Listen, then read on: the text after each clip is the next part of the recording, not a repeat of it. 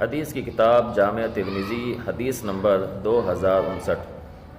سیدہ اسماء بنت امیس رضی اللہ تعالی عنہ نبی علیہ السلام کے پاس تشریف لاتی ہیں اور فرمایا کہ جعفر طیار کے لڑکوں کو اکثر نظر لگ جاتی ہے، افاسترقی لہم، کیا میں ان کو جھاڑ پھونک کروا سکتی ہوں؟ پیارے پیغمبر علیہ السلام نے فرمایا جی نعم، انہیں جھاڑ پھونک کروایا جا سکتا ہے، اور ساتھ میں یہ بات بھی بیان فرمائی لو کان شیء سابق القدر لا سبقت العین، کہ اگر تقدیر سے کوئی چیز آگے نکلنے والی ہوتی تو یہ محترم سامعین و ناظرین نظر ہوتی۔